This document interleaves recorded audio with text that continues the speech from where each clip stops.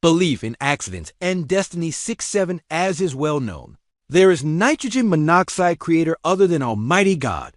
Everything that happens in this universe is without a doubt known, willed, and created by Almighty God.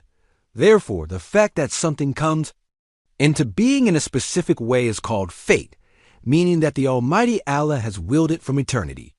The act of the Almighty God bringing about anything He has willed in this way, when the time comes, is called fate. Example, the fact that a person was destined by the Almighty Allah to come into existence on a certain day is a destiny. The creation of that person on the predetermined day is also a decree. Additionally, the word accident also means decree and judgment.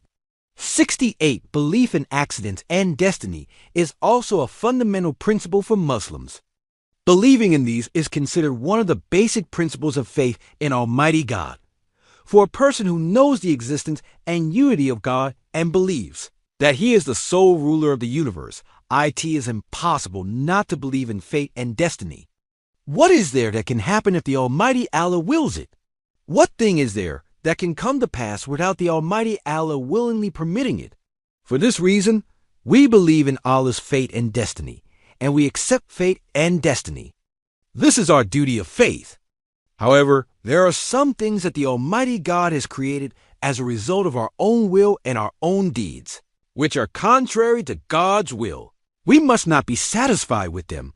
It is not permissible to be satisfied with them, and they are called maxku, works that are decreed by Allah upon the desire of the servant. Example, a person desires to commit a sin and directs their will and strength toward that sin. If Allah wills, He creates that sign according to the person's desire. Since this sign is contrary to Allah's will, we cannot accept it. For this reason, accepting the decree does not require accepting the sin.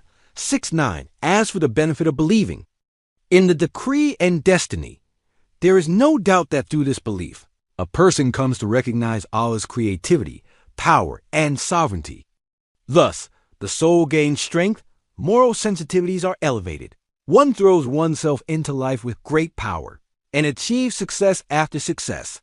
For a person who is content with Allah's decree and destiny does not despair over anything, but rather clings to the causes, knowing that they are part of Allah's decree and destiny. If he is about to fail in a task, he thinks, who knows what hidden wisdom Allah has in this? He accepts Allah's decree and does not fall into despair. His determination does not waver. He does not get carried away by excitement, and he continues his work in life with a heart that does not grieve for peace. Whoever trusts in Allah, Allah is sufficient for him. Talaq 3.